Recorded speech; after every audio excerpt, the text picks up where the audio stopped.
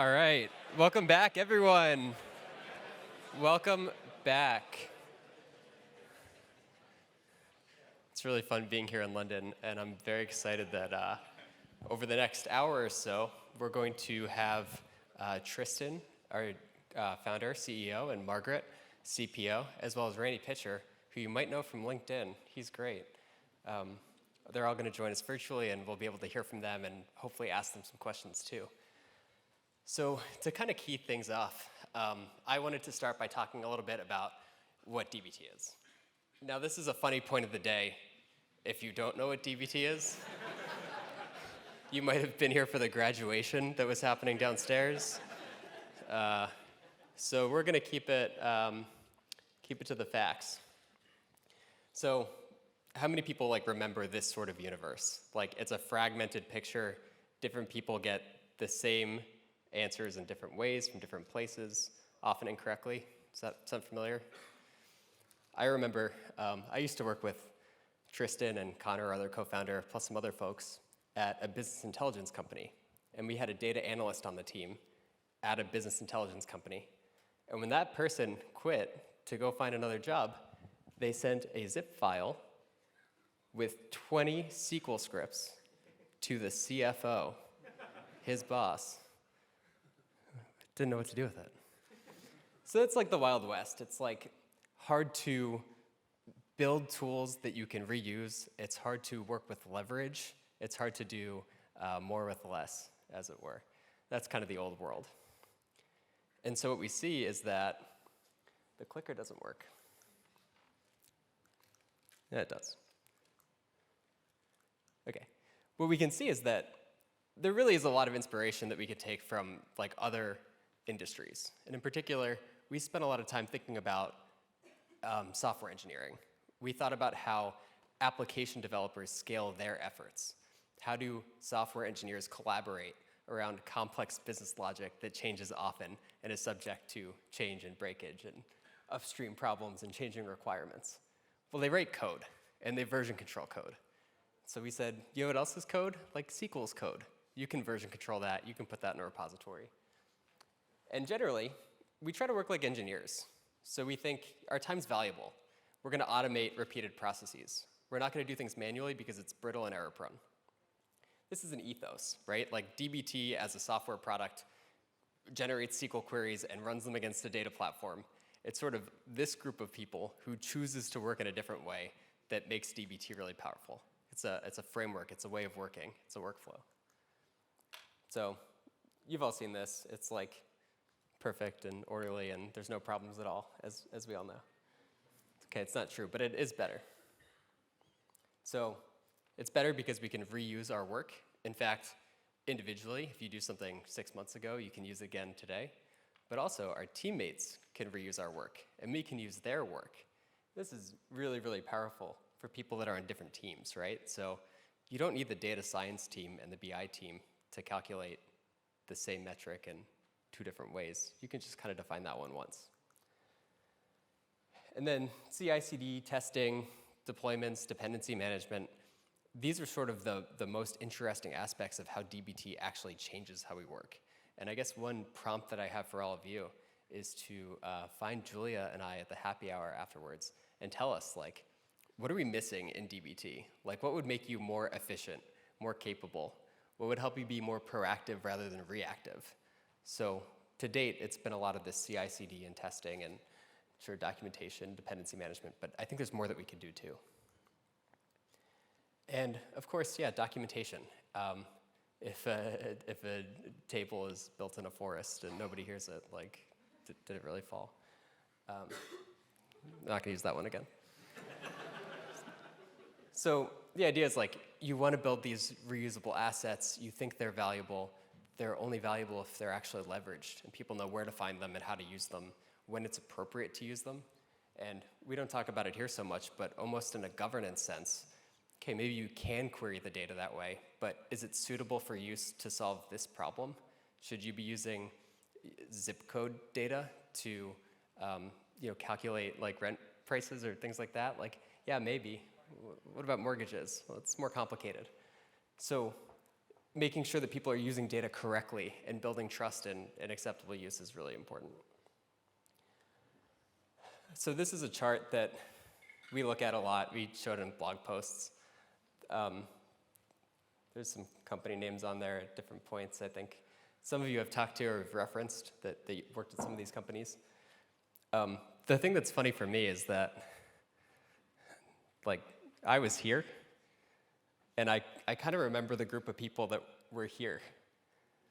And I remember when that felt really scary until we realized that it was just Christmas.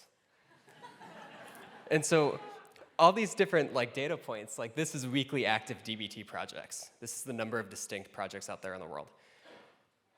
Every single point on that graph is a person, a team. I've met many of those points. I have not met all of them.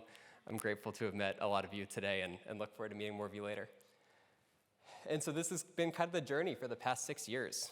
We started building DBT open source in 2016. We launched DBT Cloud in 2017.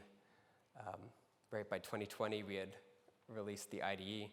And 2020 is really when we shifted from a consultancy to a product company.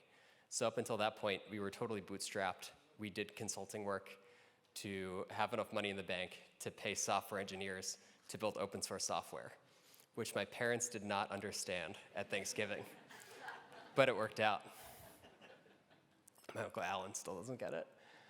So, that's been about 2.5 years, and we're a much bigger team now. We have a much bigger group of people that are kind of thinking about working this way and building their data practices this way and talking to each other, and that's magical. But there's a lot more work to do, too. So in a lot of ways, when I look at the DBT semantic layer and Python support, that's the beginning of the road. We're embarking on a new journey together, not the end of it. So here are some high-level stats, because we do love numbers here. There's about 16,000, I think, DBT projects out in the world. It's about 3,000 DBT Cloud customers, so the 16,000 is inclusive of open source. We spent a lot of time and energy trying to train people, because we recognized that, I met someone earlier. I'm not going to name them, because I forget their name. But I said, how'd you get into data? She said, by accident. It's yeah, a lot of people do that. So we have to invest deeply in training and building connections and helping people understand how do you break into this role in the first place? And when you're here, how do you grow? What does that trajectory look like as a senior IC or as a manager, as a chief data officer? So we care a lot about training folks, and that's a number to be proud of, I think. And of course, an ever-growing community. And I think an increasingly diverse community. So, we put a 50,000 people number up there. But, that's not the number of people in the announcements channel on the DBT Slack. It's inclusive of people who have come to a meetup or participated in conversations on developer blogs, things like that. So increasingly, we're seeing that the community is global, and we kind of embrace that and encourage it. And it's DBT things growing out of the basement. We have some amazing partners that we work with, many of which are represented here. Thank you all for coming and for supporting us, and grateful for all the work that you do. So I think we flashed this diagram at the Keynote event on Tuesday. It's sort of a really sophisticated set of different products, each serving in different niches, and it's a really cool ecosystem, or stack, if you will, to participate in. So at this point, I think that I have 1 minute 17 seconds to kill, unless Margaret is ready to join us from New Orleans to talk a little bit about Coalesce.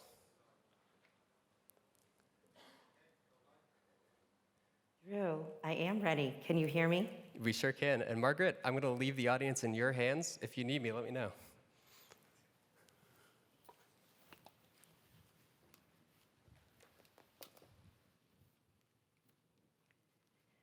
Good afternoon, everyone. It is such a pleasure to be here today.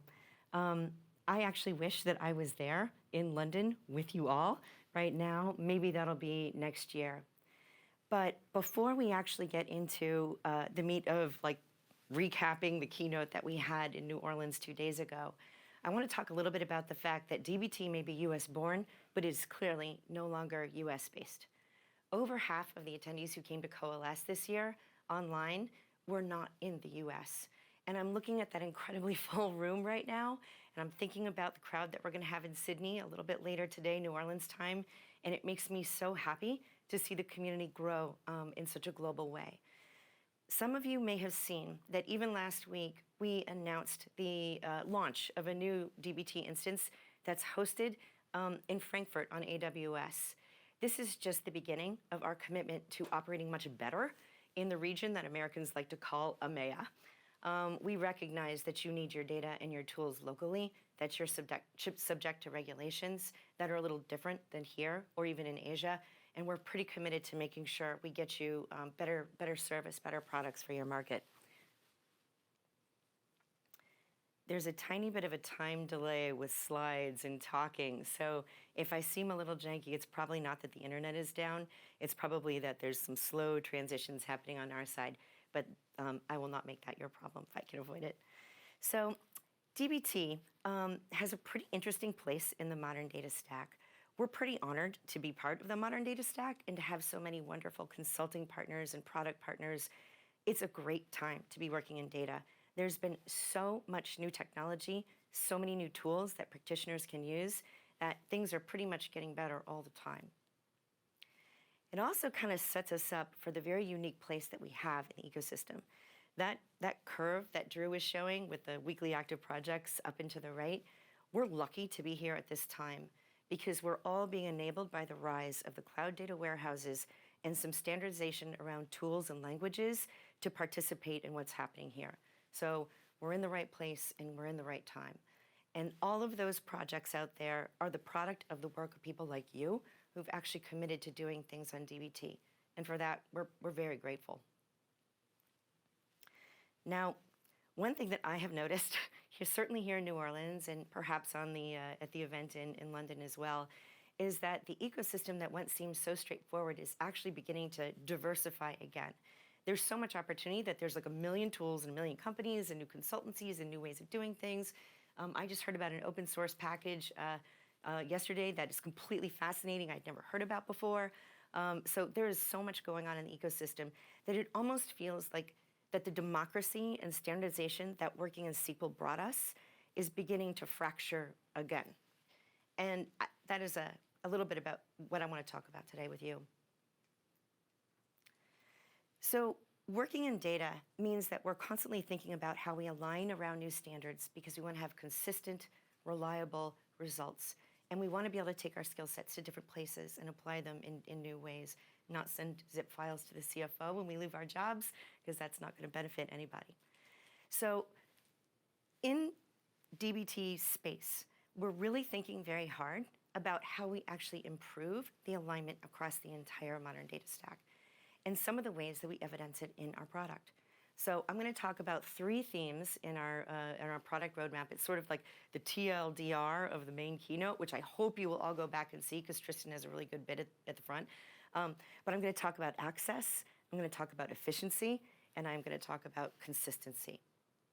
So first off, what is happening in DBT cloud land? Couple of things. We have been working very hard on building a better IDE. Now, it's not like cloud has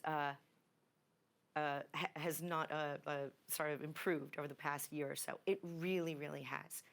I don't know if y'all can see this graphic and this like dramatic improvement in the speed with which runs kick off, but basically we managed to not only keep 3 nines up, but also to improve the speed with which all of your runs kick off.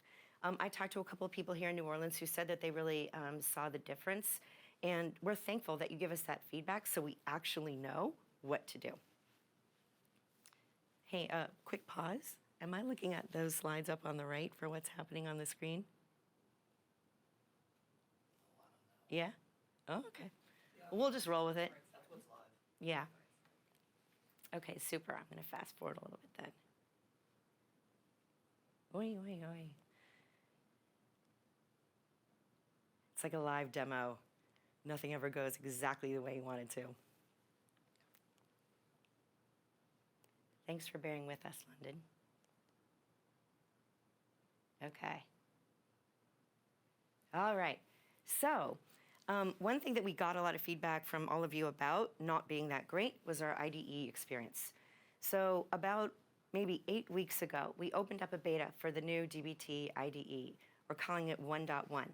And what's happening there is you told us it was slow to start, you told us it was slow to resume, you told us it was not kind of impeding your workflow, so we improved all of those things, some of them very meaningfully. And so far, the feedback that we've been getting from users has actually been really, really good. But with that new IDE, we are actually also shipping a whole bunch of new features. So next week, October 28th, everyone is going to have the new IDE. And if you were one of the users that actually helped us and tested it in beta, you're also going to get a suite of new features. You're going to get this really cool Git diff view where you can see the changes you're making before you commit them. There's some improvements to like dark mode. There's this really great SQL formatting button you can hit, and it neatens everything up. Thank you, Ted Combier, also from the community. It's just a really terrific set of ergonomic improvements, and I hope you'll all enjoy them. Now, if you weren't in that beta, you can actually join it, and you will be able to see the same improvements that all of these other users have seen. I'm going to pause on this next one. Yes, this is the QR code that I want. If you were not in the beta and you want to join it before next week so you can get all of the new features on October 28th, go ahead and snap a picture of that QR code and join it. And if not, you'll get them all in GA in mid-November. So thanks, everybody, for giving us feedback about the IDE. And I encourage you all to go watch Nate's talk on the replay. So now I want to talk a little bit about efficiency. Sometimes Python is a better way. Sometimes it just is a better way than SQL. It's just more efficient. The describe method has like unleashed power. Now, I did not see this coming when I got to DBT 9 months ago. I knew that Python was incredibly popular. Like, I knew that there were all these users out there that had a really great shared skill set between SQL and Python. What I did not anticipate, in a way, was that the world was going to change around us. So why is DBT taking on Python and taking on Python now? We're taking it on because changes in the cloud data warehouses allow us to take it on, because you no longer have to do Python development locally, which I do not recommend. It's horrible, horrible experience. And also because the cloud data warehouses are giving us the APIs that we need to be able to produce like a DBT experience on top of them with Python. There's a fantastic talk by Jericho and Cody and Leah that I encourage you all to watch on the replay. It shows the differences between when you use Python and when you use SQL, and when it's better to use one method or another, because there's a lot of power in the Python community that we are waiting to tap into, and we can't wait to see what you all do with it. And I don't think it's going to be next year's Coalesce, but I just want to give you a little bit of advance warning that it probably won't even be the only language that we ever extend ourselves to. So we're data people, and we like numbers, and I have one for you today. It is not a great one. We've had 1.2 out for a couple months. We've had 1.3 out for fully a week, maybe 3 days, business days in cloud. How many weekly active projects have Python models today? 0.003%. I'm pretty confident that that won't be our number next year this time, but it's a very small number. And it's because while we understand where we want to go with Python, to the moon, to the stars, all of that, we also know that it's actually going to take kind of a while for us to get there, and that we're very much at the beginning of this journey. So I can't wait to see what you all do with Python, and I can't wait to see what DBT's next language will be. We were never sort of, SQL aficionados to the degree that we couldn't consider using another language, so I do think that there will be continued evolution along that path in the future. Okay, so consistency, the DBT semantic layer. As of yesterday, the DBT semantic layer is in public preview. So if you are operating on Snowflake and you're in a multi-tenant instance, you should be able to go to the Cloud UI and flick the switch today and turn it on. In fact, a bunch of you did after the keynote in New Orleans, so thank you for doing that if you're on this live stream. So I will set the stage for the semantic layer in this way before I talk about what other people are thinking about it. That world that Drew was talking about, where everybody got to the same or different numbers in same or different ways, has been a persistent problem in the data world for as long as we've all been in it. So all of you have been doing transformations with DBT and your cloud data warehouses, or you want to, and that's why you came to this conference, because you're like, boss, we really need to do this thing. And then you had all these data consumers and data users who were accessing the data exactly how they wanted to through like a BI tool or like a notebook or a data catalog, but they might or might not have been using the same table or the same result that you had actually produced. The semantic layer looks to remove that problem by basically pushing all of those DBT models out to the edge of where users can interact with them. And everybody can be operating off the same set of metrics. This is like data nirvana. And it wouldn't be possible if we did not have partners who actually executed those integrations with us. So I just have to thank all of these companies who have taken the time and the effort to invest in making a better data world for all of us. There's this amazing video that we're making available to people, and I really encourage you to watch it offline because it has actual screenshots of like how the integrations look in everybody's tools who's done one. Huge thanks to the semantic layer crew at DBT, which is pretty much all of us actually now that I think about it. But you'll be able to see what the integration looks like in Atlin. You'll be able to see what the integration looks like in Hex or in Mode or in any of the other tools that actually have pulled a DBT metric all the way through into their own UI. Now, for those of you who are thinking like, okay, is this like this year's big coalesce announce and we'll never hear about this thing again? I can tell you right now that the roadmap ahead of us is probably a 3-year journey. It's probably 2 or 3 years till we have every integration we want, every warehouse we want, all of the ease of experience that we want. But if you try it out and you give us feedback along the way, we'll probably get there a whole lot faster. So thank you, everyone, for the beta users out there for the semantic layer, of which there are quite a few. So let me just note, on our roadmap to get to data nirvana, there are bound to be a couple of bumps, but there were also a bunch of amazing things that you could see recapped in the live stream from the NOLA event. So Tristan's keynote, which talked about the tension between data governance and the velocity of data development and the business results that you can get when you really are, using data in your company, is kind of not to be missed. Like if you can, drag the little play button or replay button forward, don't skip him. There's a big thanks to our open source community and all the people who have contributed, particularly to all of the releases we've had since Coalesce and 1.0. It was a pretty big deal that we managed to standardize workloads on DBT 1.0, and the continued uptake of the community of our new releases has been really rewarding to see. It means we're still shipping great product for you. The semantic layer partner integrations video I mentioned is awesome. And so is the improv between Adam Conway from Databricks and Jericho around Python. It's a fantastic bit. And I would definitely not miss Ken Lewin from General Mills, who has a very kind of interesting take on the transition from analytics engineering to what I believe he's calling machine learning engineering. So it's a bit of a controversial one. But now I would like to invite Tristan and a special guest to come up and do a little bit of Q&A with the London audience.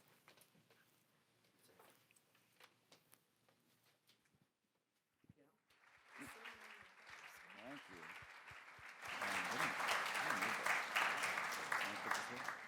You need a laser pointer. Right. Are we live? I think so. Can everyone hear us? Yeah, all right. So I am here with essay extraordinaire Randy Pitcher. I'm always much more comfortable in like conversational settings. The podcast. I love recording the podcast. I figured rather than just like hearing from me about my thoughts about the event, we'd have a conversation about it. Yeah. Oh, I gotta get my phone out because I've got some questions that I got from the Slack. Yeah. Okay. So here's the format. I'm gonna take questions that have been posted to Slack. I'm gonna ask Randy, and we're gonna see if we like his answer. No pressure. Okay. Twitter user Mark Roddy writes. This is from the Python session.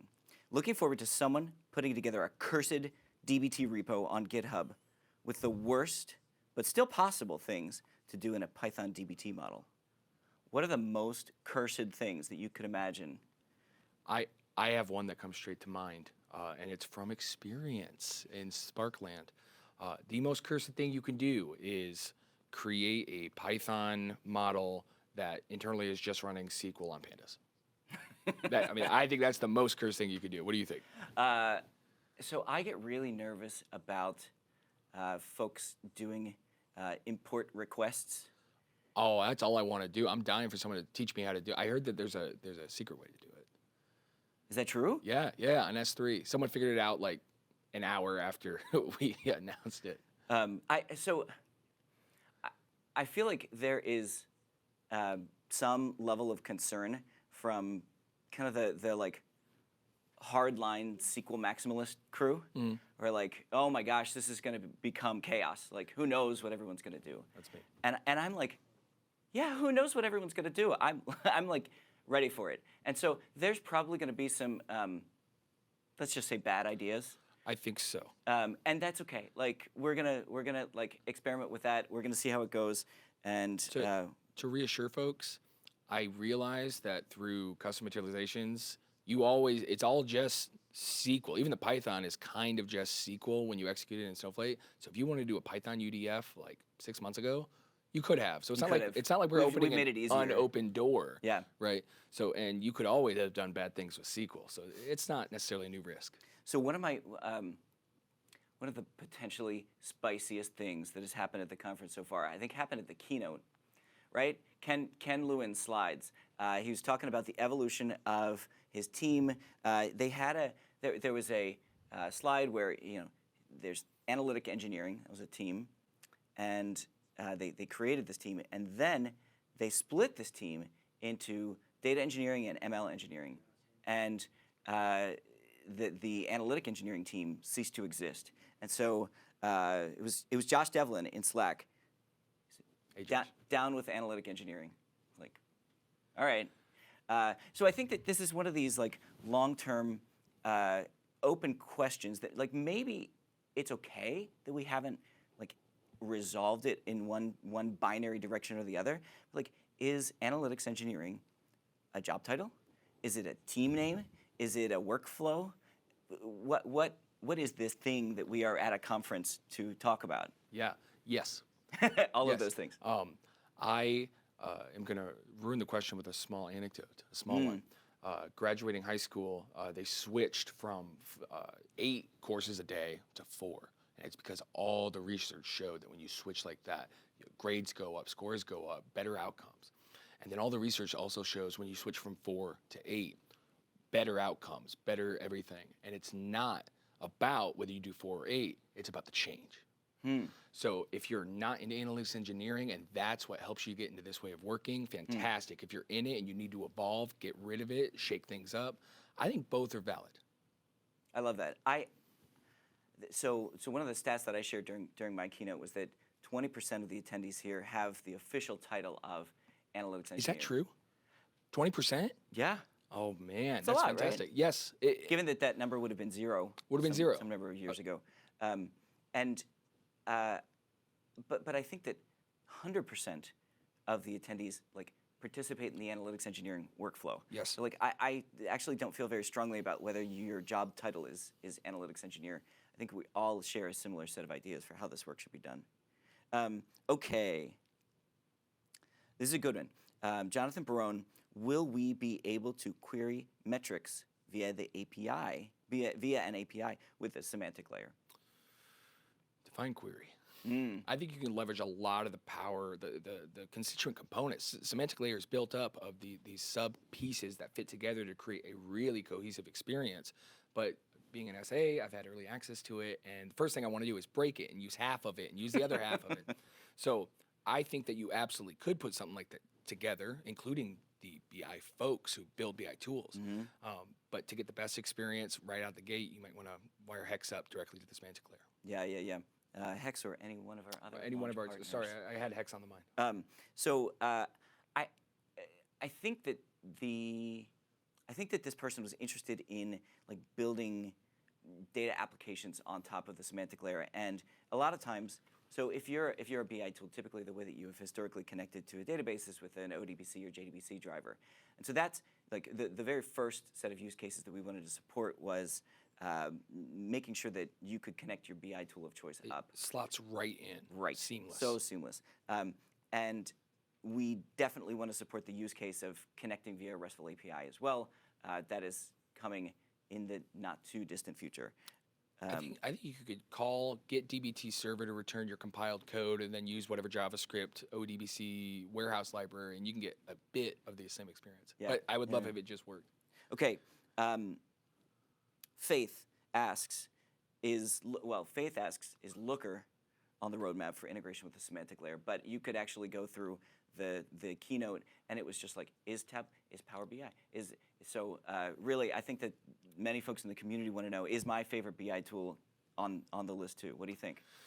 I have strong opinions about this, and it was something that took me a little while to think. I think it's a little reverse, are we on their roadmap, right? So we've built the integration, we have brought the tools, we've made the ecosystem, but fundamentally, we are providing a way to integrate. So if they want to build it, yes. And you can still get, I think, a lot of value out of those subcomponents. I'm looking forward to connecting to the proxy layer and getting advantage, even if I'm in Excel. Don't tell anybody. Yeah, we did. There was one of our engineers did a demo some months ago where they connected Excel to, Was it Excel? to the semantic layer. I remember the don't first actually time. know how it worked, but I have actually seen enter a formula and get semantic layer data directly in Excel. So like this stuff is going to the API exists, and I think you're totally right. I think that there is an expectation that it is us building this stuff. But like when you saw those partner demos from the keynote, we didn't build that stuff. They seriously, and they've been We don't so have the ability communicative. to commit code to Mode or Hex or Nope. ThoughtSpot or one of the big things that I'm really excited about here, you can launch an API into the universe, and that API can just die a very quiet death if nobody actually uses it. Yeah. So we've built, I think, a really cool piece of technology, but we are excited about what the community will do. And I think that really everyone's biggest role in this is beating down the doors of your favorite BI tool vendors. Please. And say, like, hey, there's this cool thing. Like, I want to use it inside of your tool. I know we didn't talk about it exactly, but I do work in sales. I like to think I do it well. And I listen when people say, I want this, I want that. So I don't know, if you're friends with your BI salespeople and you want to make a feature request, this might be a good one. Yeah, my goal is to have there be a really nice native integration for literally every single BI tool out there. The world. Okay, one of the things that's been on the minds of a lot of folks is my DBT project has now been in production for a couple years. Yeah. This community is no longer, it's not like, I've been using DBT for 3 months. This is really cool. It's like we've been using this stuff in production in really important workflows This is my for a while now. Third job using DBT. Things Right, like that. third job using Yeah. DBT, totally. And when that happens, there is real complexity involved in the code base. It's evolved over time. It's had multiple different hands touching it. Sometimes I talked to somebody who had a one in, one out policy. So if you're going to make a new model, you have to deprecate an old model. And that's hardcore. Like I could write a macro to enforce that. That's a good idea. That's a blog idea. But so one of the things that I've ended up talking to a lot of folks about is multi-project. Yep. How do you split up a large singular code base Yep. into multiple different code bases that communicate with each other via DBT packages? Is this a set of conversations that you've been having too? Constantly. I think, honestly, since I first started working with large organizations, it's an obvious question. How do we break this up? And can we break this up? The answer, you can break it up, but there are going to be some things that you're just going to have to fill in yourself. And the reasons to break up those repos are often because the humans, the organizations, don't communicate super well. So they want their own spaces. And we say, we're going to take all the loud breaking on a mono repo, and we're going to make it quietly just break between human sources. So it comes up all the time. It is interesting. Somebody that I was having this conversation with pointed out the, I can't remember, it's like something's law in software, like you ship your org chart. So like Yeah. the Conway's, yeah. the and that can be good and that can be bad, but like it is kind of inevitable that once you start breaking things down into these modular components, and then you say this team owns this component, this team owns this component, inevitably the communication lines between these teams are maybe a little bit less strong than within the team. So you have to think really hard about the trade-offs there. Yeah. I do think that this is something that we're going to see a lot more of. Yep. If you Drew was talking before about how our industry is going through this shift to looking a lot more like software engineering. The large software companies kind of learned that you cannot really scale a code base as a single monorepo forever. Like you hit a point where like the complexity of like making one change gets so high because it impacts so many other things that like you must actually turn this into services and give them clear interfaces with one another. So I think that this is very top of mind for folks in the community. It's something we're going to see a lot more. I think we're going to deliver features on this. There are some interesting stateful differences between DBT and like a Python package because there's the warehouse component that does not exist in the other codes. But I still think monorepo is the answer. You're a conflicted. monorepo guy. Yeah, true at heart. And I think some of those tech companies. Randy and I I are think going to have to fight about Google this off stage. famously is monorepo because that integration has to happen somewhere. And just because it doesn't break loudly doesn't mean it's not broken. Yeah. Okay, let's talk about vibe. Yes. Okay. One of the things that I've heard from every single person that I've spoken to is that the quality of conversations, the openness to conversation with new people, that just like the vibe of the DBT community translates into in-person well, which is funny because the DBT community started in person. So, and honestly, like I didn't know how this was going to go. Like we haven't had an event of this size.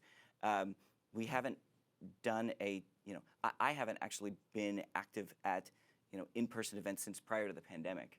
Yeah.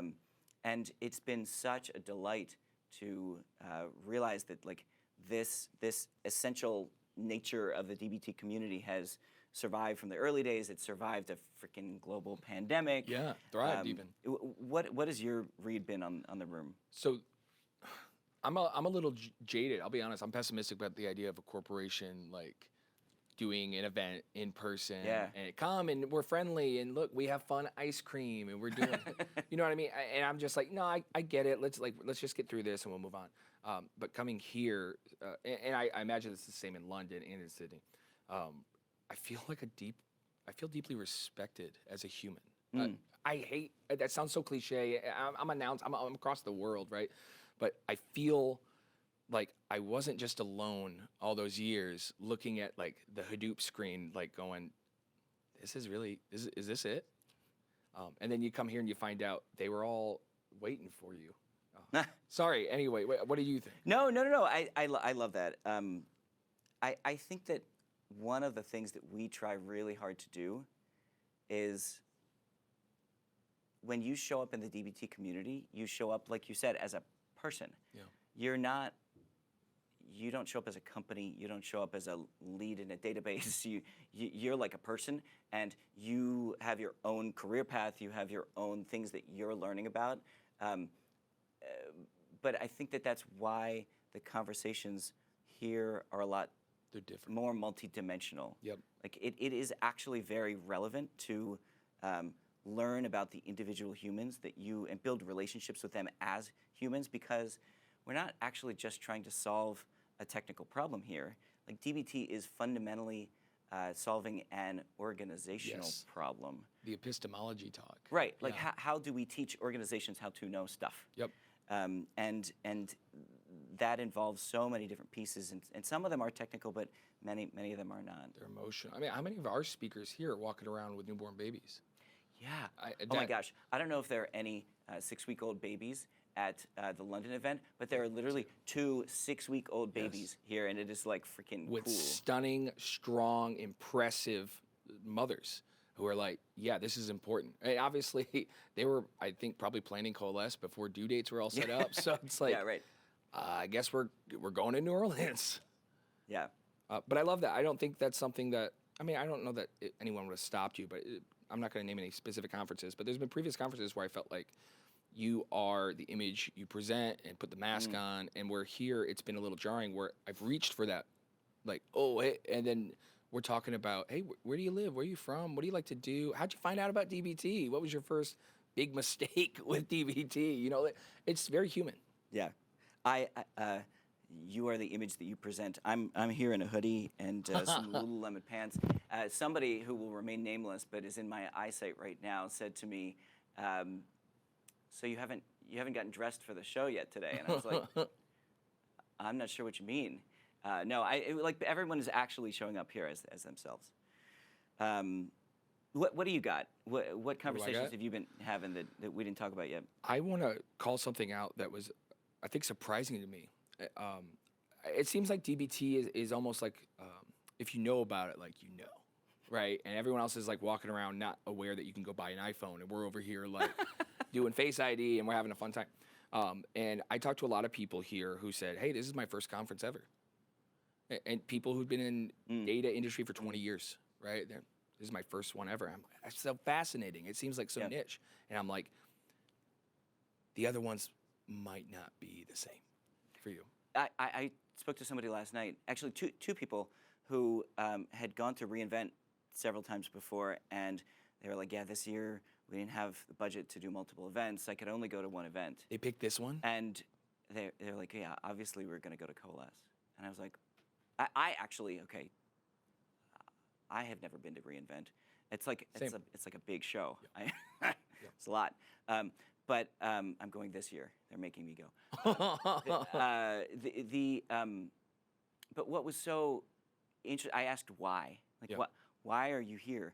And they're like, what do you mean? Like, it's DBT. It's the DBT community. And that was like incredibly rewarding. And I think that whatever it is that we are like, and I want to say, whatever it is that we are doing here, like, let's keep doing that. My first day at DBT was the first day of Coalesce 2020. And I'm sitting there, I'm watching Drew talk about art history in the context of modern data stack, and I was inspired. I was assembling my desk chair that I bought for the job, and I'm like, I've never been inspired by where I work or the things I do, and it's inspirational. It's contagious. Thanks for hanging out. That's been a lot of fun. Thanks, Drew. Oh, I called you Drew live in front of London. No. Oh my God. Get it. How relatable.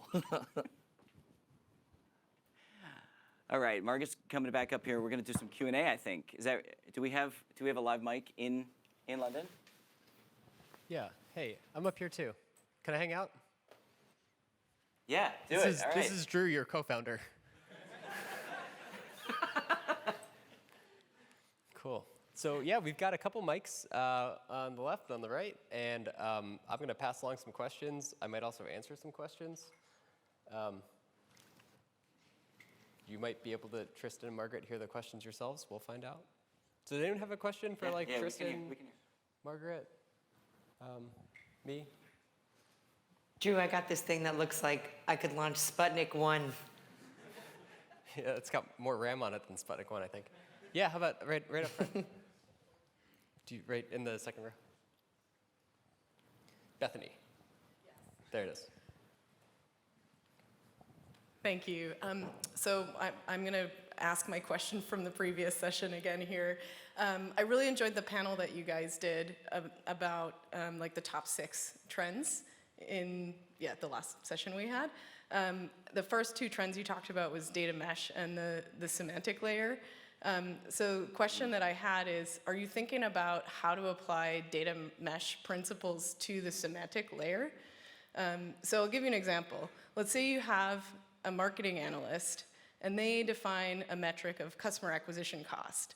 Then let's say you have a sales operation analyst, and they define a metric of lifetime value. And then let's say you have a finance analyst, and they're using mode. Yeah. And they want to do CAC to LTV ratio in mode. They don't have access to the metrics layer in DBT. So can they use mode to define that calculation, composing the 2 metrics across that were defined by different users? That's a really good question.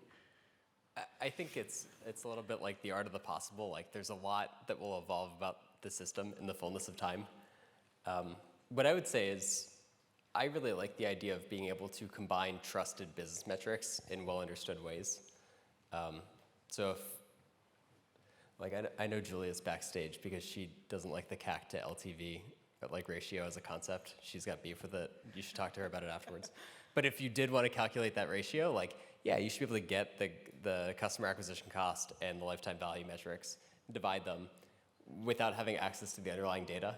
So I do see where you're coming from in terms of that being kind of data meshy and kind of semantic layery. In practice today. I know that you're, you know the answer to this much better than I do, but couldn't you actually do that today by, certainly you couldn't do it like in the user interface of any of these tools, but like this is ultimately like marked up SQL, and Yeah. you could select both data sets and you could divide them like in code, right? God, once an analytics consultant, always an Right. analytics I know. consultant. Yeah. Yeah, I think you totally do that. Like you can get both metrics, and then you just get back time series data sets. So like join on the month and then divide the two, and it wouldn't be super pretty, but like you could do that today. Now, Tristan, the thing that is worth pointing out here is, Bethany, your question was about access to the underlying data too, right? Yeah. So if maybe you get access to the aggregation, but not necessarily the inputs to that aggregation, and that's pretty interesting. It's basically enabling consumers to be producers as well. Yeah, that's cool. This was the power of Tableau's data model, is that it enabled that kind of right back from analyst to data model. Okay. Anyway, I'll stop talking now. Very cool. Let's talk more about it after I the spoke session. to somebody yesterday. I spoke to somebody yesterday who was building one of the beautiful things about a code-based workflow is that you can create tools to read and write that code. And so the person I spoke to yesterday was creating an interface whereby less technical folks could create metrics. And so I think that, you know, unlocking the underlying functionality to read and write metrics, like the API that you can standardize on, will unlock a lot of innovation. I don't think that we should expect that over the long term, only, you know, analytics engineers will be able to author these things. Bethany, by the way, I am deeply interested in getting Tableau to integrate with Yes. the semantic layer. So, like, email me, come find me digitally, and we will talk if you're still a Tableau cloud customer. Oh, I used to work there, but I don't anymore. Yeah, me too.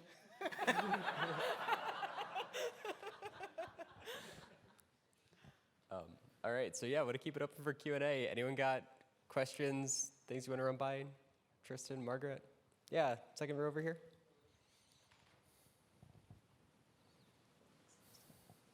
Hi. So with some traditional organizations, maybe usually very large organizations, they're still very much bought into the ETL model, you know, very, very big off-the-shelf tools that they're using and big centers of excellence and so on. So I can't help but feel like they're kind of missing out on what we're doing here and what you folks are trying to achieve, you know, with analytics engineering and everything else. How do you kind of communicate the value add or the different approach to building data platforms to folks like that who are kind of in these more traditional organizations? Yeah, that's a really good question. Tristan, Margaret, do you want to take that? By no means are all large organizations on the ELT bandwagon. You're 100% right. But more of them are than you might think. And you know, if you talk about a 10,000 plus person organization, it's not like it's binary, like you are either doing ETL or ELT, like you're doing everything, and it's a question of like, where are you in the transition process? But one of the wonderful things that I've had the opportunity to do over the past couple of days is talk to many large organizations about their journey in this transition. I think that there are many folks who realize that the things that we are doing, the ways that we are working today, are the future for their organizations too. The only difference is how do we get from here to there? I think in large organizations is a many-step process, whereas, you know, many of us were just able to spin up a cloud data warehouse and say like, okay, we now live in the future. It is one of the things that I've really been enjoying learning about is how do you manage this organizational transition when there's like so many people whose workflows are impacted and so many downstream data products, data assets that are dependent on the current way. So I'm not like fundamentally disagreeing with your question, but I don't actually think it is about an excitement or a willingness. It is about navigating the transition. I've talked to a lot of users who are at that beginning part of that journey, and what they are describing is as data arrives in that cloud data warehouse, they are starting to have to change how they work with it. And this is a huge opportunity for them to actually do it kind of the DBT way, but it is very much like a transition. Like they have to start with some new things, kind of like the DBT way, and then they have to kind of transition a lot of their older workflows in over time. And it is a little bit painful, and it is a little bit of a bump. But one of the things that we saw just this past year is that every single cloud data warehouse that DBT is used in, like, went up. Like, it was geometric almost. 50%, 100%, 200%, 300% more DBT initiated compute in all of those warehouses. So I think the tide is still kind of lifting. Yeah. We're really at the beginning. Okay, who else has a question? Back here on the right. Thanks. My name's Hugo. I imagine most people here probably run their DBT models like daily, maybe some hourly, but fun question for you guys. How fast do you think DBT can go? I have an M1 DBT Mac. can go as fast as the underlying data platform. Drew, you want to take it? Well, yeah, it's a good question.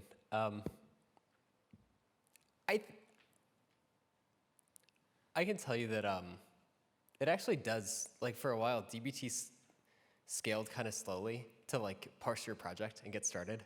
Like this was the big initiative that we took on in 2021, I think. We were actually at Coalesce, and an analyst from JetBlue, her name's Ashley, talked about how it would take 8 minutes to like parse their project. And that wasn't like running SQL, that was like reading YAML files. So that was really bad. So we fixed that last year. Our goal was like 5 seconds. So 1 millisecond per model or a second for 1,000 models was the idea. So like for a while that was kind of the limiting factor. Like you could only run DBT even if you ran no models. What's that, 7 times per hour if it took 8 minutes to start running. So that was pretty egregious. Of course, that's all a lot better. And these days, like, yeah, if you're running DBT every 2 minutes, it's probably indicative of you trying to use the wrong kind of workload with DBT. So I would say, like, don't try to find out the answer to that question. But there are some cool approaches. Like, I don't think we have time to go super deep on it here, but we played around with what we called lambda views, where you kind of have a table of transform data and then a view on top of it that's more live. And so you actually don't need to refresh that every 5 minutes. It's always fresh. But the longer you wait, the more data is being processed by the view, and the slower that part gets. And so you can refresh that hourly. That's pretty cool. There's a couple blog posts on it. But yeah, if you find yourself running DBT every 2 minutes, like, it's probably the wrong paradigm or the wrong tool for that purpose. So there's been a lot of conversation in New Orleans about data activation. And I've talked to more data leaders who are like meaningfully down the road on this industry trend than ever before, which is cool. It tests all of like our practices and our frameworks and everything in a new way, because the level of criticality all of a sudden makes this significant jump up. And one of the ways in which it pushes on us is to deliver much more live data. So Lambda View is definitely an interesting approach. My comment at the beginning was just there are interesting experiments that, well, that's not fair. There are interesting initiatives at every single cloud data platform that we're working with to deliver, I don't know whether you want to call it universally streaming, but it's like incremental computation that doesn't require a DBT run. So you could talk about materialized tables or materialized views. Also, Databricks has Spark streaming constructs that you can access through DBT. So I don't know that like we necessarily need to think of like the way to get newer data through DBT is exclusively to hit DBT run faster and faster and faster. Yeah, I agree with that. I mean, we also have to evolve with like the capabilities of the cloud data warehouses, and they are dropping new product all the time. You know, you look at Snowpark, you look at you know, Unity Catalog and Databricks. There's a lot happening in the ecosystem that we are wrapping our heads around and trying to evolve with them. It's very much a co-evolution. Okay, we got about 2 minutes left, I think, before we're gonna wrap. Another one? Wait, let's see if anyone else has a question. We can certainly hit you on the way back. I'm feeling back left energy. Someone has a question. You're wondering about, I don't know. What are you wondering about? Oh, over here on the right. Hi, this is Leo. So I have a bit of a philosophical question how you approach the DBT vision and product roadmap, because I mean, I guess there's a pattern. You start with one thing and then you expand along the value chain and you add other language support and features and so on, and then in a way maybe you become this very same thing you tried to replace in the first place. So do you have where do you draw the line also in terms of vision and product? What should be part of DBT, and where do you think it makes sense to partner with other vendors in the space? And I mean, obviously you also have a bunch of investors, and I guess you all want to make money. So yeah, just what is the, I don't know, do you have a philosophy in mind, or how do you think about that? Tristan, It sounds Margaret. like you may have read Ben Stansel's recent post. No, it was good. It's a totally fair, good question. If you tuned in for my keynote the other day, one of the things that I was talking about is our like inherently ecosystem-focused view of product strategy. So there are like this whole set of things that we just like have zero interest in doing, that we like love the fact that we participate in an ecosystem for. You know, the main other categories of the modern data stack, like we don't want to build a BI tool. We don't want to build data ingestion. We don't want to build a database. Like, we don't want to build any of these things. There's lots of other, like, I don't actually see Python in the same way. Like, DBT is a transpiler. Like, that's the core thing that we do. And now we're transpiling in a different language, and we're shipping that off to a data platform. That feels like incredibly cohesive with the vision that we've had all along. There's certainly questions about you know, how do we act as infrastructure to enable lots of innovation across the ecosystem? I think that that's kind of what you see us trying to do with things like the semantic layer. Like, how do you bring the power of DBT to new contexts, but not actually build a product in that context? We're trying to enable things rather than needing to like start some, you know, war inside the ecosystem that like nobody actually benefits from. Yeah, and our big product announce was, hey, we've enabled all of these other companies to take advantage of the models that all of you have already built in DBT, which we think actually helps us like align across the ecosystem, and everybody can have their own differentiated value that they bring to it. It's kind of for the benefit of users and customers, and not just, you know, like a land grab from, you know, DBT. Yeah. It's not how. Honestly, I know that, Drew, you're going to call time on me, and that's fine. Just the last thing. It actually requires a lot of work to align the incentives and the visions of all of these different products in order to get the entire ecosystem to continue to build towards a vision together. And I think that, that's where I spend a lot of my time, like, you know, building relationships with everybody in the ecosystem and make sure that we're all thinking about the same place that we're trying to get to. But one of my experiences prior in my career that informed a lot of this is that I was at a product company that tried to build what eventually became the entire modern data stack. And it turns out that like one company is never able to build all the stuff. So we actually must all be building towards a shared vision. Well, thank you both so much. The AV crew here says that, Tristan, if you wore a suit, we could have 5 more minutes, but with the sweatshirt, we're done. That's it. That's all the time we have. Thanks both for calling in. It was good to see you. Thanks, Drew. Have fun, everybody.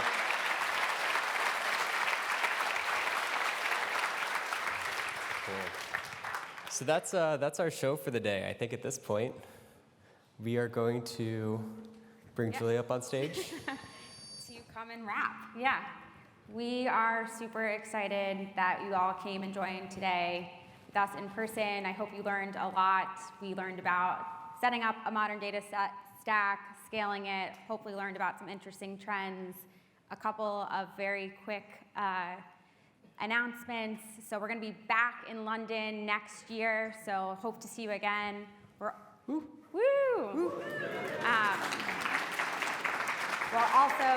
We're going to be in Berlin as well, so if people came from elsewhere in Europe, we're going to have a second Coalesce in person in Berlin, and it's now time to have our after hours hosted by ThoughtSpot, so we'll see you at the bar. But thanks everyone for coming. Thank you, everyone.